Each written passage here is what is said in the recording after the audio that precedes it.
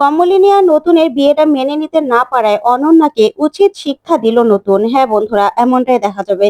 তাই সম্পূর্ণ জানতে ভিডিওটিতে লাইক দিয়ে চ্যানেলটি সাবস্ক্রাইব করে দেখতে থাকুন। গল্পের শুরুতে দেখা যাবে কমলিনী নতুনকে বলে, পার্বতী এখানে নেই, তাহলে আমাদেরকে কেন আসতে বলেছো? হ্যাঁ, তোমার কিসের বিয়ে? কেন তুমি আমাদেরকে এখানে শুধু শুধু আসতে বলেছো আর হয়রানি করছো বলো তো? তখনই নতুন কমলিনীকে বলে, হবে হবে, তুমি আমার সঙ্গে এসো, তারপরে আমি তোমাকে একটা গল্প বলছি। তখন তো এই কথা শুনে অবাক হয়ে যায় কমলিনী আর বলে, গল্প? কিসের? কিসের গল্প শুনবো? আর আমি ওই দিকটাতেই বা কেন যাব? তখন নতুন বলে, চলোই না, তোমার সঙ্গে আমার দাঁড়িয়ে কিছু কথা আছে, তুমি আর আমি একসঙ্গে সেটা ক্লিয়ার করে দেবো, তুমি ছাড়া তো হবেই না। তখন প্রাঞ্জল বলে, যাও না বুড়িমা, ও নিশ্চয়ই কিছু তোমাকে বলতে চায়, তাহলে ওর সঙ্গে গিয়ে শোনোই না। তখন কমলিনী বলে, কেন, আমি কি শুনবো? আমার তো কিছু শোনার নেই। তখন নতুন বলে, আছে আছে, চলো, তুমি না গেলেই শুনতে পাবে, একটা গল্প বলবো সবার সামনে। তখন কমলিনী বলে, আমি কি না বাচ্চা নাকি যে আমি গল্প শুনবো? তখন প্রসূন বলে, নতুন দা, এবার কিন্তু আমার ধৈর্য কুলোচ্ছে না। তখন নতুন বলে, এত অধৈর্য হলে কি করে হবে? তখন কুচি বলে, কিসের গল্প শোনাবে বলো তো? কিসের গল্প শোনাবে তুমি নতুন দা? তখন নতুন বলে, শোনাবো শোনাবো, সবাই একটু ধৈর্য ধরো, একটা গল্প শোনাবো। গল্পটা শুনলেই তোমরা বুঝতে পারবে। আসলে গল্পটা না শুনলে এই সিচুয়েশনটা তোমরা বুঝতে পারবে না। বুঝতে পেরেছো? তখন তো কমলিনীর বাবা বলে, আচ্ছা নতুন, তুমি কি শুরু করেছো বলো তো? কি? কি শুরু করে দিয়েছো? তোমার এই আধিক্যতাগুলো না আমাদের এখন আর ভালো লাগছে না। কেন শুধু শুধু আমাদেরকে বসিয়ে রেখেছো বলো তো? পার্বতী কোথায়? তখন নতুন বলে, আচ্ছা কাকুমণি, আপনারই বা পার্বতীকে নিয়ে কেন এত মাথা ব্যথা সেটাই তো বুঝতে পারছি না। আগে গল্পটা শুনুন না। তারপরে নতুন গল্প বলা শুরু করে দেয় আর বলে, একটা ছেলে ছিল।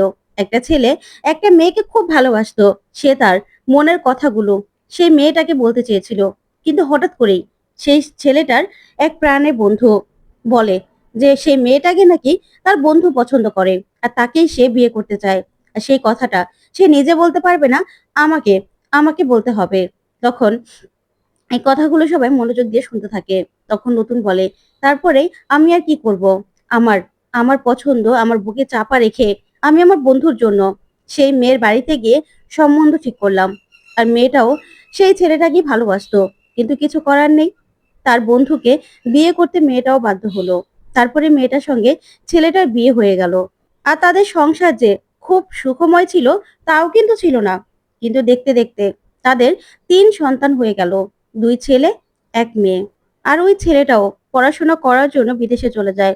বলা বলা যায় যে ওই মেয়েটা থেকে দূরে যাওয়ার জন্যই ছেলেটা বিদেশে চলে যায় পড়াশোনা করতে। আর সেই মেয়েটার স্বামী সরকারি চাকরি করত, বিভিন্ন জায়গায় রেটে যেতে হতো। তারপরেই একদিন একদিন খবর এলো যে ওই মেয়েটার স্বামী সে নাকি নিখোঁজ হয়ে গেছে। তখন তো তখন তো মেয়েটা চিন্তায় পড়ে যায়। 3 সন্তানকে নিয়ে কি করবে? তাকে খোঁজাখুঁজি শুরু করে। তারপরে কিছুদিন পরে খোঁজ আসে মেয়েটার স্বামী মারা গেছে। তখন থেকে মেয়েটার জীবনে যুদ্ধ শুরু হয়ে যায়। ওইদিকে দেখা যাবে বর্ষা বুবলাইকে বলে, রুদ্র, এ তো মনে হচ্ছে তোমাদের ঘটনাই বলছে। তখন বুবলাই বলে, হ্যাঁ, তাই তো মনে হচ্ছে। আমার মনে হচ্ছে এই সব ঘটনা শুনিয়েই এখনকার যে সিচুয়েশনটা সেই কথাটাই আসবে। বুঝতে পেরেছো? সবগুলো বলতে হবে, তার জন্যই হয়তোবা নতুন কাকু বলছে। তখন বর্ষা বলে, দূর, আমার তো মনে হচ্ছে অন্য কিছু। তখন বুবলাই বলে, হ্যাঁ, তোমার তো সবসময় অন্য কিছু মনে হয়, তাই না? মাকড়সার চোখের মতো চারদিক দিয়ে ভাবা শুরু করো, আর সবগুলো হাত দিয়েও ভাবা শুরু করো। তুমি তো এরকমই করো, তোমার তো আর কোনো কাজ নেই। তুমি চুপ করে থাকো তো, গল্পটা শোনো, শুনতে দাও। এর থেকে বেশি কিছু বলো না, বেশি কথা ভালো লাগে না। ওইদিকে দেখা যাবে কুচি মিঠিকে বলে, আচ্ছা মিঠি, নতুন দা কি বোঝাতে চাইছে বলতো এই কথাগুলো বলে? তখন মিঠি বলে, জানি না, জানি না পিসিমণি, আমি না জানতেও চাই না এসব কথাগুলো, আমি আর শুনতেও চাই না। তখন কুচি বলে, সেটা বললে তো আর হবে না, আমাদের তো শুনতে হবে, তাই না? এবার এই কথাগুলো না বলে দাঁড়িয়ে দাঁড়িয়ে শুনি কি বলছে। তখন দেখা যাবে নতুন বলে, হ্যাঁ, যখনই মেয়েটার স্বামীর মৃত্যুর খবর আসে তারপর থেকে মেয়েটার জীবনে বড় ঝড় চলে আসে। 3 সন্তান আর শাশুড়ি মাকে নিয়ে অথই জ্বলে পড়ে যায়। আর জীবন শুরু হয় বৈধব্য। সে বৈধব্য পালন করতে থাকে। তার মধ্যেই সে ছেলেটা বিদেশ থেকে কোনো এক কারণে দেশে ফিরে আসে। তখনই মেয়েটার আর তার সন্তানদের আর শাশুড়ি মায়ের কষ্ট দেখে ছেলেটা আর সহ্য করতে পারে না।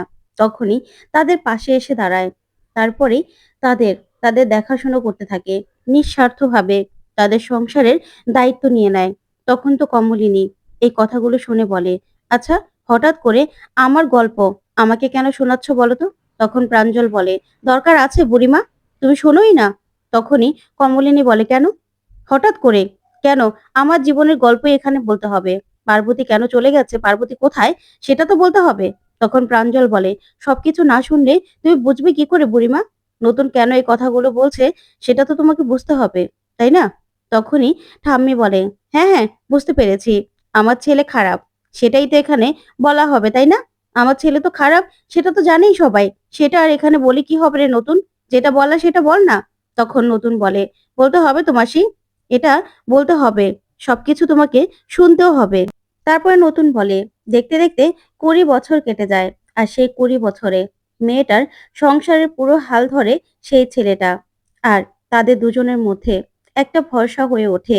কারণ সেই মেয়েটা বুঝতে পেরেছিল যে কোনো পরিস্থিতিতে, যে কোনো কিছুতেই এই ছেলেটা তার পাশে থাকবে, নিঃস্বার্থভাবে তার সংসারে সব কিছুতে সে থাকবে।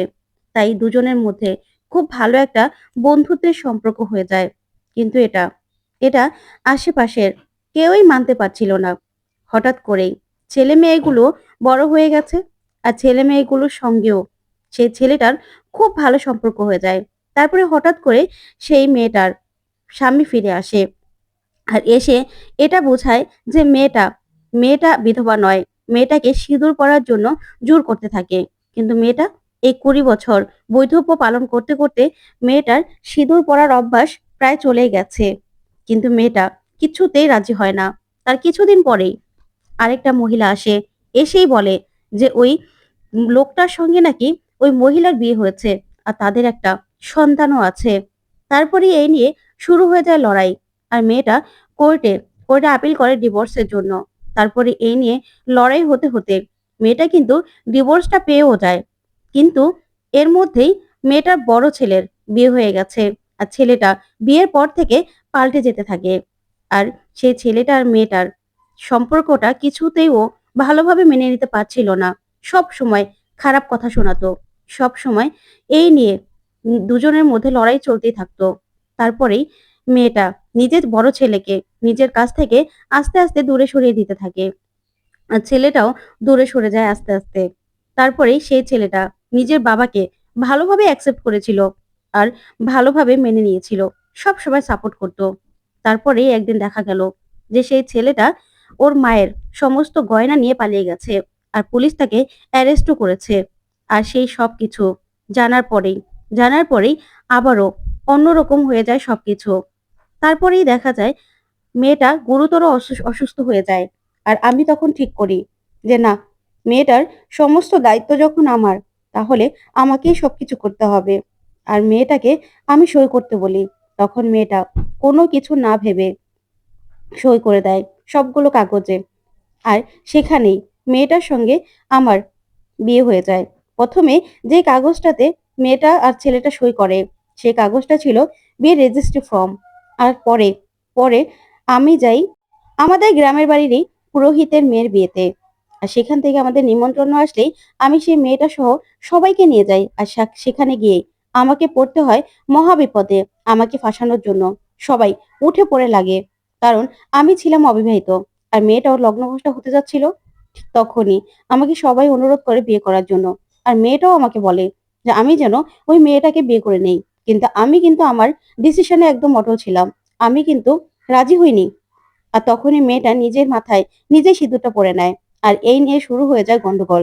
তখন কিন্তু আমি আমি কি করব, কি করে বাঁচবো, আমি সবার কাছে সবটা বললেও কেউ আমার কথা বিশ্বাস করেনি। তখনই তখনই আমি ডিসিশন নিয়ে নেই, না, আমি আমি আমার কি করে এখান থেকে বাঁচবো, আমাকে সবটা ঠিক করতে হবে। তখন আমার এই বন্ধু পরাগ, তার পরামর্শ নিয়ে আমি সবটা ঠিক করি। আর আমি পার্বতী, বর্ষা আর কমলিনীর সই নেই একটা কাগজে, যেখানে কমলিনী আর বর্ষা কিছু না পড়ে সই করলেও পার্বতী কিন্তু ঠিক বুঝতে পেরেছিল যে ও কোথায় সই করছে, কিসের ফর্ম এটা। ও কিন্তু বুঝতে পেরেও ও কিন্তু কাউকে কিছু বলেনি, কারণ পার্বতী অত্যন্ত বুদ্ধিমতী একটা মেয়ে। ও সবটা জানা সত্ত্বেও ও কাউকে কিছু না বলেই সে ফর্মে সই করে দেয়। কিন্তু কমলিনী, সে তো অন্ধের মতো আমাকে বিশ্বাস করেছে। আর অন্ধের মতো বিশ্বাস করে আমি যেই কাগজ নিয়েছি সেই কাগজেই কমলিনী সই করে দিয়েছে। তারপরে তারপরে আবার কমলিনী আর আমি যে কাগজে সইটা করি সেই কাগজেই ছিল আমাদের ফাইনাল ম্যারেজ রেজিস্ট্রি কাগজ, যেখানে আমি আর কমলিনী সই করেছিলাম। আর সেটা হওয়ার পরেই আজকে আজকে এই যে এখানে এখানে আমাদের ম্যারেজ সার্টিফিকেট দেওয়ার জন্য এসেছে। আমি এই একমাত্র একমাত্র একটা অপরাধ করেছি আমার বন্ধুর কাছে কিছু না জানিয়ে। এই অপরাধটা আমি করতে বাধ্য হয়েছি। না হলে যে হসপিটালে আমি আমি কমলিনীর সমস্ত দায়িত্ব পালন করতে পারতাম না। আর আমাদের আমাদের এই বন্ধুত্বটাকে সব সময় নানান রকম ভাবে সবাই অপমান করেছে। তার জন্যই আমি আমি আজকে আমাদের বন্ধুত্বটাকে নাম দিয়েছি। আমি কমলিনীকে বিয়ে করেছি। আর এই সব কিছু করেছি আমার বন্ধু আমার বন্ধু পরাগের সাহায্যে। তখন তো পরাগ খুশি হয়ে যায়। ওইদিকে নতুনের কথা শুনে কমলিনী যেন থমকে গেছে। তখন নতুন বলে, হ্যাঁ কাকাবাবু কাকাবাবু সবটা জানতো, যার জন্য কাকাবাবু আমাকে সব সময় সাপোর্ট করেছে। আর বর্ষা বর্ষা নিজেই সেই ফর্মে সাক্ষী হিসেবে সই করেছিল। তখন তো বর্ষা মুখ কুঁচকে তাকিয়ে থাকে। ওইদিকে মিঠি সহ সবাই অবাক হয়। বাবিল খুশি হয়ে যায়, কমলিনীর বাবা মা সবাই খুশি হয়ে যায়। তারপরেই নতুন বলে, হ্যাঁ কমলিনী, আমরা এখন থেকে স্বামী স্ত্রী। তাই আমাদের আমাদের সম্পর্কটা যারা মানতে না পারবে, আমাদের সম্পর্কে আবার যারা কটু কথা বলতে আসবে আমাদের সম্পর্ক নিয়ে, তাদেরকে আমি ছাড়বো না। আমার স্ত্রীর কোনো অসম্মান হলে সেটা কিন্তু আমি কোনোভাবেই সহ্য করব না। এখানে আজকে পরাগ এসেছে আমাদের ম্যারেজ রেজিস্ট্রি সার্টিফিকেট দিতে।